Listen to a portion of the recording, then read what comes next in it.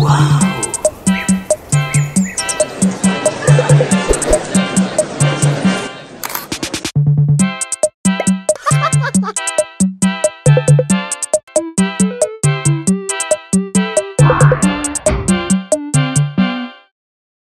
va faire un exercice, c'est de regarder finalement qu'est-ce que ça a pu être l'impressionnisme, si on peut lui donner une définition formelle.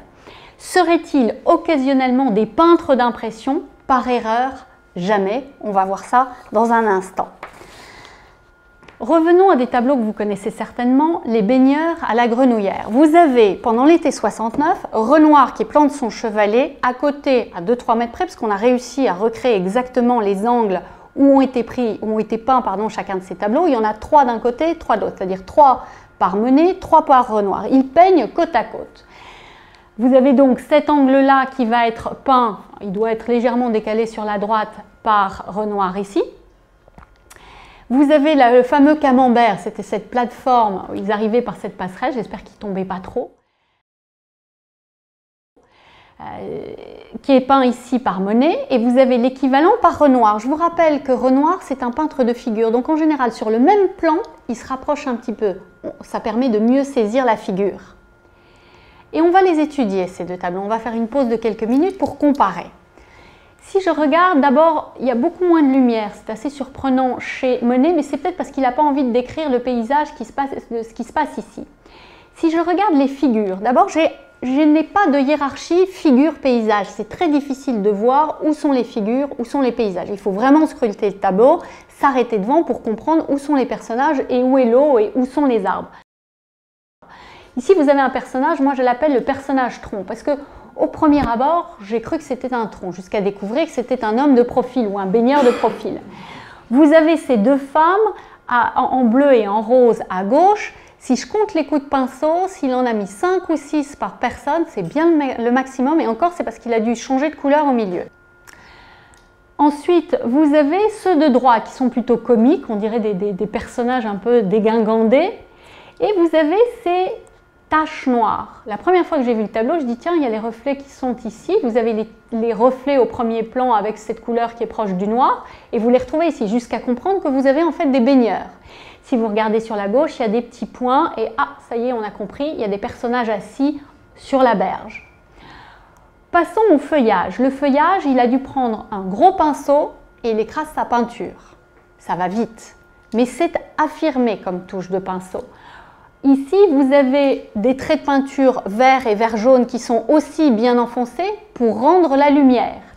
Mais quand je regarde cette branche d'arbre, au départ, j'arrive pas à savoir si elle est devant moi, si elle est au premier plan ou si elle est à l'arrière-plan.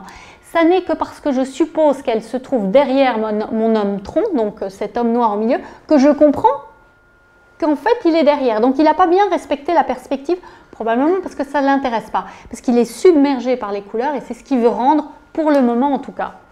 Vous avez la passerelle, un grand coup de pinceau sur toute la longueur, ici aussi, les planches, des coups de pinceau verticaux. Quand on barque, vous avez des grands coups de pinceau, je pensais que c'était des rames, mais en fait c'est probablement les supports du bateau. Et même chose ici, donc vous avez des longues lignes, un pinceau qui est lourd et qui est absolument sûr de lui-même ici sur la droite, des touches bleues, des touches blanches, des touches jaunes, etc. régulières et plus épaisses encore, plus pour le noir. Regardons ce qui se passe avec Renoir. Je vous ai dit Renoir, il se rapproche tout de suite un peu parce qu'il cherche la figure. Vous avez une touche qui est beaucoup plus virevoltante. Vous voyez qu'il y a une rapidité de poignet qui n'est pas celle de Monet. Monet, il a une insistance sur la toile. Renoir, il a cette touche virevoltante que vous reconnaissez ensuite dans les années 70. Quand vous regardez ces petites touches, elles ne sont pas rectangulaires comme celles de Monet. Vous avez un coup de pinceau qui est beaucoup plus léger et il y a certainement beaucoup plus de touches sur cette toile que sur celle de Monet. Puis ici, vous avez une touche même zigzagante. Quand vous regardez ces barques, ce n'est pas juste un trait. Il y a plusieurs couches de peinture qui ont été appliquées.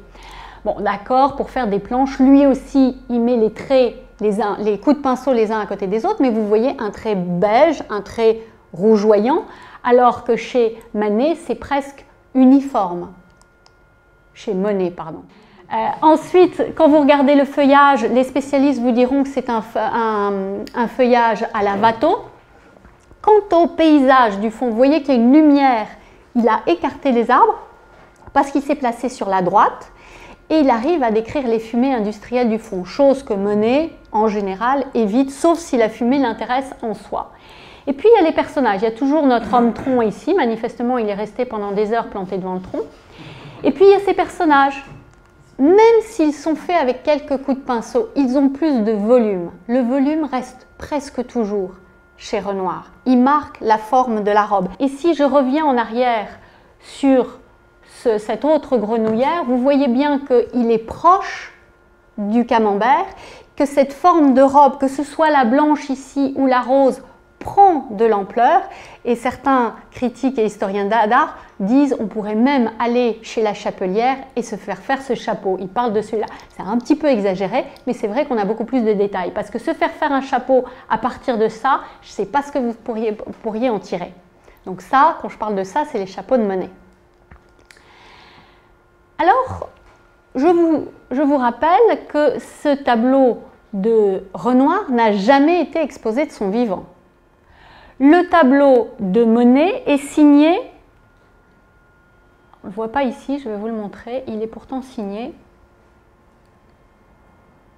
on ne le voit pas ici, mais il est signé en fait en bas à droite avec un pinceau qui n'existe, on ne le voit pas sur ce tableau, il a dû être coupé, il est signé avec un pinceau qui ne correspond aucunement au pinceau qu'il avait utilisé pour faire le tableau. Ce qui veut dire que très probablement, il considérait que son tableau n'était pas terminé, son étude n'était pas terminée, ou ça n'était qu'une étude, et qu'il n'allait jamais la vendre. Et donc, il ne l'a pas signé.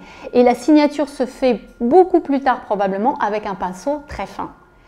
Donc, dans leur tête, il est possible que ce que nous admirons aujourd'hui comme étant une splendide œuvre impressionniste, c'était une petite pochade. Et en fait, Monet pensait que c'était une petite pochade parce qu'il écrit à Basile, au moment où il peint ses tableaux, « J'ai fait un rêve, un grand tableau de ces mauvaises pochades ». Donc, il considère que ses œuvres sont des petites pochades et que ça va lui servir à faire un grand tableau qui ne pourra pas terminer parce qu'il n'a pas les moyens. C'est peut-être pour ça qu'il écrit d'ailleurs à Basile en disant « Je voudrais bien un petit peu d'argent ». Mais ça, c'est moi qui vous le dis. Le déjeuner sur l'herbe avait pour but de faire quelque chose comme 4 mètres sur 6. Le but du jeu, c'était de faire un très très grand tableau. En voici le dessin, enfin l'ébauche. Elle n'est pas finie. On est dans le 1,30 m par 1,80 m, ce qui est déjà pas mal. Mais ce tableau, il l'a fini. Et on n'en a plus que des morceaux parce qu'en fait, enfin, il l'a fini, il l'a presque fini, il manque les détails. Il manquait les détails de la robe, il manquait quelques détails sur le visage. Il n'a pas pu le présenter au salon, résultat, il a fait un autre tableau qui a été présenté au salon. Donc ce 4 mètres sur 6, il n'est pas assez précis à son goût pour être terminé.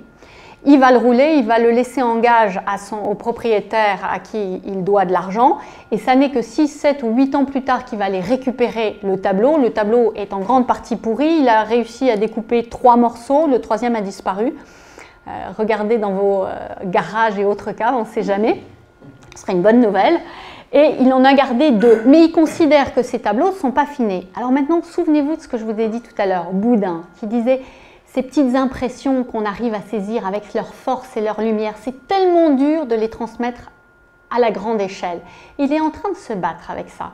Et ces petits tableaux de la grenouillère, il les appelle des mauvaises pochades. Donc au départ, encore une fois, ce peintre que l'on dit impressionniste a fait des peintures avec cette touche qu'il entend finir pour faire des grands tableaux qui n'auront certainement plus cette petite touche. Et lorsqu'il a terminé ce grand tableau de 2 mètres par 2,55 mètres que je vous ai présenté tout à l'heure, il est quand même plus petit, il arrive à le terminer, qui est refusé au salon, qui est acheté par Basile. Vous avez ici une très bonne finition. Alors finalement, peut-être que tous ces tableaux qu'on admire de l'époque étaient des mauvaises pochades, comme dit Monet, qui étaient destinés un jour à être finis et qu'on aurait quand même appelé des tableaux impressionnistes.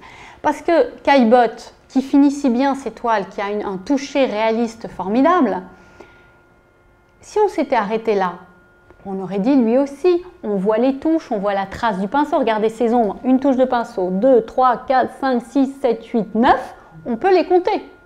Or, le tableau final, c'est ça. C'est celui qui va exposer aux impressionnistes. Même chose avec Temps de pluie. Je suis sûre qu'un peintre peut me dire, alors là, il a mis telle touche, Il a pris un pinceau rectangulaire, il a fait une touche, 2 touches, 3 touches et on peut compter le beige, le gris. Ça ressemble un petit peu à ces impressions de mer finalement. Puis si je vous donne la version finale, c'est plus la même chose du tout. Donc, je reviens là-dessus, peut-être que cette merveilleuse peinture impressionniste est née d'une erreur. C'est le fait de ne pas pouvoir terminer, pour des raisons financières, un certain nombre de tableaux. À la première des impressionnistes, il y a ce Cézanne, moderne Olympia. Alors, j'aime bien ce sous-titre qu'on lui donne, le rêve du célibataire.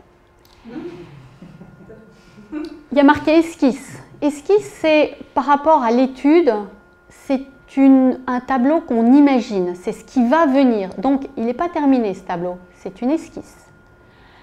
Paul Cézanne présente une étude au paysage à Auvers. On suppose, les spécialistes supposent que ce tableau, c'était la maison du Père Lacroix. Vous pouvez compter les nombres de touches. Il y en a moins d'une centaine, disent-ils. Il aurait pu le peindre en 3 séances. Il aurait eu le temps de faire sécher. C'est une impression, peut-être. Et puis, vous avez ensuite la version finie. On n'a plus marqué étude, on n'a plus marqué esquisse. Et c'eût été cela, ce qui est moins, ça nous saute moins aux yeux que c'est une impression. Alors, je vais essayer de donner une autre version, une autre définition du mot impression. Si vous allez dans Larousse, vous allez voir qu'on a fait pression d'un objet sur un autre, l'impression, l'imprimerie. Mais vous recevez des impressions. C'est-à-dire que vous recevez une image et on peut supposer qu'un homme comme Monet, qui avait une extrême sensibilité à la lumière, qu'on connaît bien en neurologie aujourd'hui, qui arrive chez ce qu'on appelle les hyperesthésiques. Peu importe. Il reçoit ce message lumineux et il va tenter de l'enregistrer le plus rapidement possible, un petit peu à la manière d'une dactylo qui voit, qui écoute et qui écrit. Lui, il voit et il dessine en même temps. Pour faire cela, il faut essayer d'être le plus rapide possible parce qu'il a une extrême sensibilité aux lumières et en une demi-heure, le coucher de soleil a changé. Donc il faut apprendre à travailler rapidement en quelques séances seulement. Alors peut-être qu'une impression, on peut la définir comme ça et on va essayer de voir ensemble quelles sont les impressions qu'auraient pu peindre nos peintres impressionnistes et s'ils l'ont toujours fait. Remontée des bateaux sur la plage de Honfleur, 1864. On a la chance aujourd'hui d'avoir des tableaux qui sont passés entre les mains des restaurateurs et des salles de restauration des grands musées, qui les scannent, qui les grattent, qui analysent les pigments. Et on pense qu'il a été fait en quelques séances. Je crois que c'est 3 séances. Il aurait peint d'abord le ciel et la mer dans des tons de bleu. Ensuite, il a attaqué avec les roses et les jaunes. On pense même qu'il a peut-être pressé le tube de jaune et au couteau, il l'aurait étalé. Une fois que le jaune a été peint, il a pu peindre par-dessus son phare dans des tons bruns et noirs. Et puis, il avait peut-être localisé la côte, ce qui lui a permis de le peindre dès le départ. Les personnages sont peints ensuite, donc à la 3e séance, avec il y a un coup de pinceau pour chaque jambe et il a pu peindre son bateau. Donc ça, ce serait une impression. Si l'idée d'impression, c'est de percevoir cette image et de l'enregistrer telle une dactylo, encore une fois, le plus rapidement possible, eh bien, il faut aller vite. C'est ce qu'on appelle une peinture rapide et ce que je vous propose comme définition d'impression ici. 3 jours. Et on va en regarder quelques-unes. Claude Monet, toujours, le docteur Leclanché. Je vous rappelle que c'est en 1864. En 1958, c'était encore ce petit dessinateur de caricature. Eh bien, on sent le geste de la caricature ici et on nous dit qu'il y aurait 50 coups de pinceau sur ce tableau et qu'il a pu le peindre en une seule fois. Alors parfois, je me dis qu'il faut quand même 2 fois le temps que cette première couche sèche pour mettre ce 2e coup de pinceau. Puis il est très très fier, il le signe immédiatement avec un rouge orangé puissant. C'est un tableau qu'il a pu peindre, encore une fois, en 1 ou 2 séances. Donc, il est question d'impression. Ces petits tableaux qu'il peignait très vite, celui-là aussi, ce sont des impressions dans la définition que je viens de donner, parce qu'il a été peint lui aussi en 3 séances. Les couches de bleu, viennent ensuite les couches de blanc, et ensuite ces sauts de pinceau donc de blanc, et ensuite donc les couleurs sable pour faire cette eau qui remue les fonds sableux des plages normandes. Et c'est donc cette technique qu'il avait développée auparavant de travail rapide qui donne le nom au mouvement impression soleil levant. il en a fait plusieurs, à tel point qu'il y en a une qui est exposée en 79 et on ne saura jamais laquelle est exposée en 79, laquelle est exposée en 74, peu importe. La même technique d'un tableau rapidement peint en 2 ou 3 séances. Les bleus d'abord, les oranges ensuite, et il a dû pouvoir peindre les oranges et les noirs au même moment. Cette technique est parfaitement au point, ce qui fait que dans les années 70, il y a comme un plateau dans le style de Monet. Il a peint 400 tableaux, ça fait 40 par an, et on considère qu'un quart d'entre eux a cette qualité de l'impression, c'est-à-dire de la peinture rapide. Là encore, les spécialistes nous disent que sur ce type de tableau, il y a maximum 3 séances. Il a mis les bleus, probablement il a localisé le vert sur la droite, et quand il a fait sa deuxième séance, il a rajouté les oranges et les verts les plus clairs. Donc oui, on peut parler ici d'une impression. On compte environ 100 coups de pinceau. Camille à la plage de Trouville, il a enfin épousé sa maîtresse, il est parti en voyage de noces, Boudin viendra le voir. Ce tableau fait partie de ses impressions, des fonds bleus, des fonds beiges. Ensuite, il retravaille avec des tons plus clairs, des blancs et des verts quand c'est sec et le bleu de l'ombrelle. Et peut-être en troisième séance, 3 coups de pinceau pour la voilette. Il a si bien, je ne sais pas si vous réalisez, on a l'impression qu'on a une impression, c'est-à-dire un tableau qui a été peint rapidement ici. Il y a quelque chose qui gêne, peut-être le regard des peintres ici, c'est que vous avez un pont qui est parallèle au plan du tableau. S'il est parallèle au plan du tableau, ça veut dire que vous êtes face à votre pont. Or, vous avez une vue de 3/4. Si vous avez une vue de 3/4, on voit. Hein, c'est pas, sinon, on verrait une vue parfaitement parallèle au pilier du pont. C'est qu'en fait, il a commencé sous un angle et terminé sous un autre. C'est un tableau qui est composé. Il l'a peut-être travaillé en atelier, ça c'est très très possible, mais ce qui est certain, ça n'est pas une impression qu'il a saisie en 2 ou 3 jours, c'est une composition. Quand il va faire, il y a toute une série des tableaux à Lavacourt qui sont présentés en 1880 au Salon, qui ont tellement de succès que le lendemain, je crois, ils apparaissent dans la Gazette des Beaux-Arts. Eh bien, ce tableau, les spécialistes de Monet vous diront ça, c'est pas un telle heure. Ça, c'est peint sous un autre angle. Là, il a changé de pinceau. Ce sont des tableaux qui sont peints en atelier, en grande partie, mais il a internalisé sa technique et il était capable de la reproduire en atelier. Et d'ailleurs, quand il parle de ce tableau, il dit que c'est un tableau pour bourgeois. Et il a des furies quand il va voir que la mode prend des tableaux impressionnistes. Il y a tout le salon qui va commencer à mettre du violet. Il y a l'Europe qui va commencer à peindre en violet. Ça le rend furieux. Parce que lui, le violet, en principe, quand il le peint, c'est parce qu'il le voit ou qu'il a tellement internalisé cette impression qu'il peut le représenter. On va passer à un autre, Renoir. Renoir, c'est avant tout ce genre de portrait qui va faire sa renommée et qui va faire ses fins de mois, surtout qu'un d'envers. Vous avez cette touche qui peut être un petit peu plus vibrante derrière, mais regardez cette moustache flamboyante. Là, on ne va plus lui compter les poils, mais elle est précise. Quant à la cravate et à la perle ou au bijou, on peut les reconnaître. On connaît les personnages, ils sont modelés en 3 dimensions. Ça n'est pas une impression, loin de là. Le moulin de la Galette. Il y a toute une petite histoire autour du moulin de la Galette. Il y avait son ami Rivière qui écrit « Cette toile, nous la transportions tous les jours de la rue Cortot au moulin car le tableau fut exécuté entièrement sur place. » Alors, on ne va pas dire qu'il ment, mais peut-être qu'il se trompe. Alors, voici le moulin de la Galette qui était une salle de bal à Montmartre. Il n'est pas très loin, il a son atelier rue Cortot. Vous connaissez ce tableau, 1,30 m par 1,75 m. Pour faire une impression, c'est difficile. Alors, il a pris le tableau, il l'emmène sur place.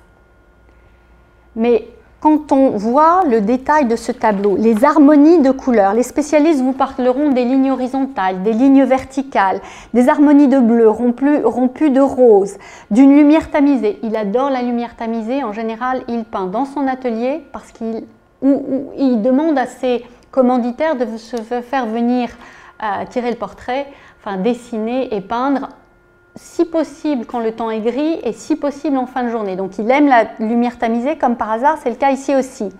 Vous avez des contrastes noir et blanc parfaits, des couleurs complémentaires, vert absinthe et orange. Alors, il y a une mise en scène picturale. Alors, soit tout le monde s'est habillé d'une certaine façon, soit il a modifié les couleurs, soit il a travaillé en atelier. Alors, le plus probable, on a des dessins préparatoires que voici. Le plus probable, en fait, c'est qu'il ait emmené ce sketch au Moulin de la Galette et que c'est celui-ci qu'ils ont emporté et que le tableau a été fait après multes et multes études en atelier. Donc l'impression, là, je ne l'ai toujours pas.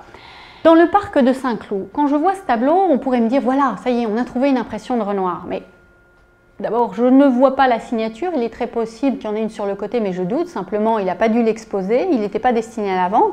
C'est une ébauche pour un grand tableau dans la même logique que la Grenouillère. Dans la même logique que celle-ci. Tableau qu'il n'a pas signé, qu'il n'a pas exposé de son vivant.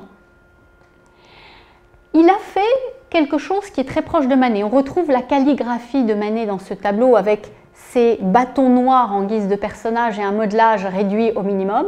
Mais encore une fois, c'est exceptionnel dans la carrière de Renoir dans ces années-là.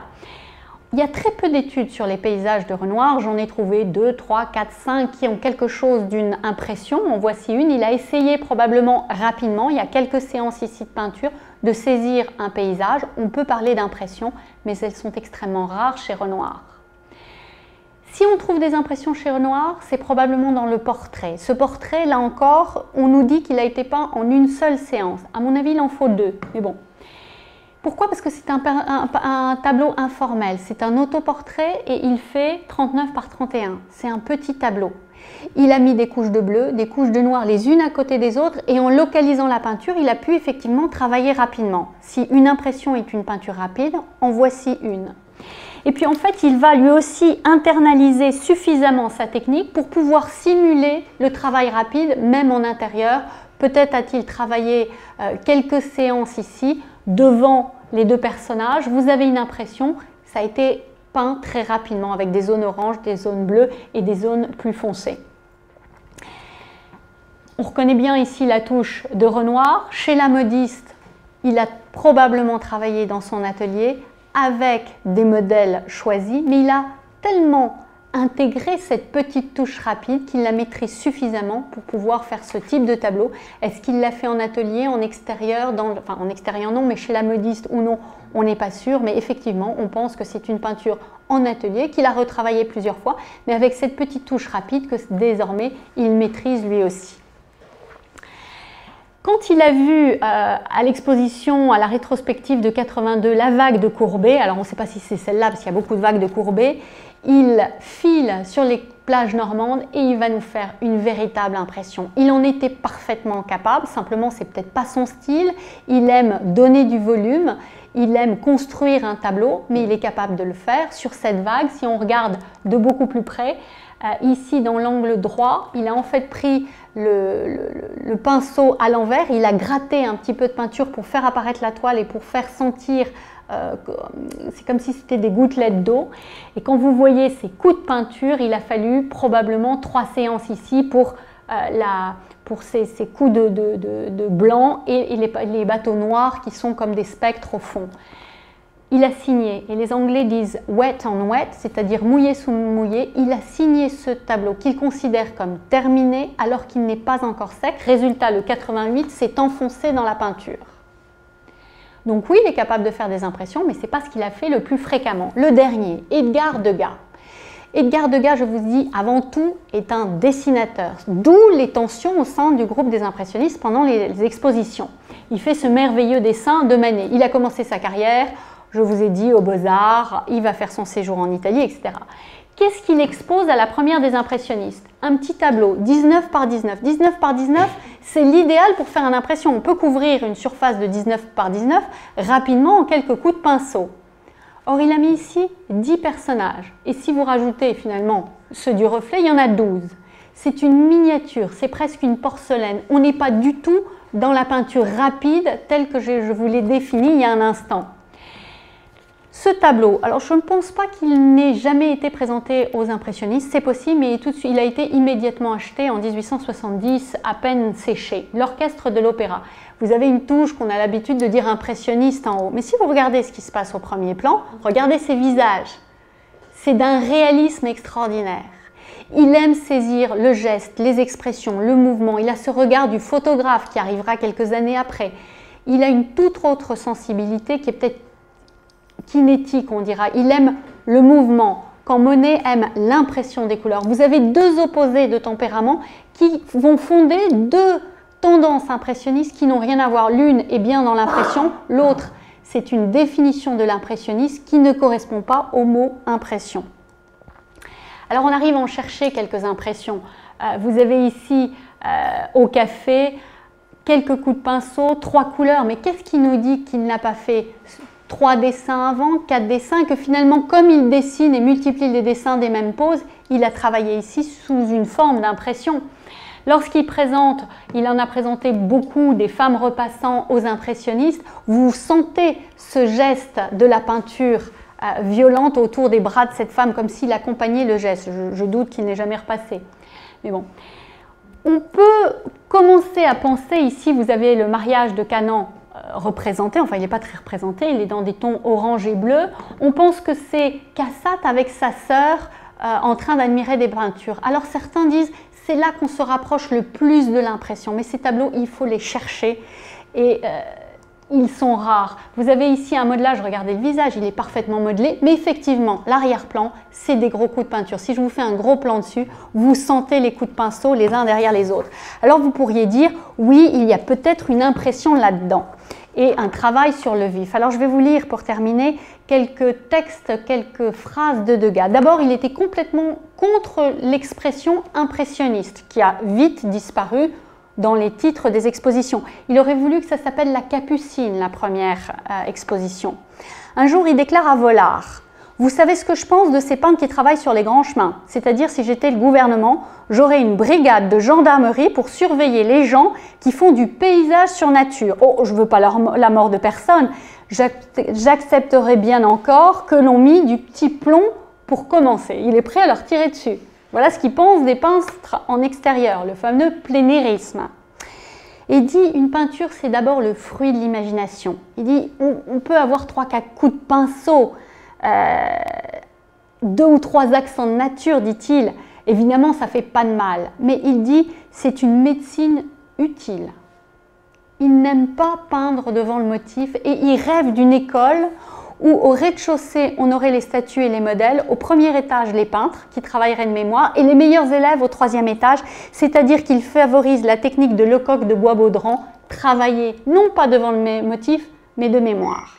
J'aurais donc essayé aujourd'hui de faire une présentation des impressionnistes simple. Il n'y a pas de problématique compliquée aujourd'hui, il n'y a pas un discours polémique, j'essaye juste de remettre les impressionnistes dans leur contexte. Ce fut un groupe d'amis qui chacun trouva sa voie, qui profita des expositions impressionnistes pour se faire connaître, mais il y avait ceux qui peignaient rapidement, parfois, comme Renoir et Monet, et on aurait pu inclure Morisot, Manet, Pissarro, et puis il y a ceux qui travaillent leur peinture d'une manière plus académique, comme Degas et comme Caillebotte. Alors, est-ce que Degas était un impressionniste? Tout dépend de la définition que vous donnez. L'année dernière, en 2015, il y avait une exposition à Giverny qui s'appelait « Degas, peintre impressionniste » avec un grand point d'interrogation. Tout dépend des définitions qu'on donne à cette étiquette qui a besoin d'être particulièrement souple pour couvrir tous ces styles, tous ces sujets et tous ces modes de peinture.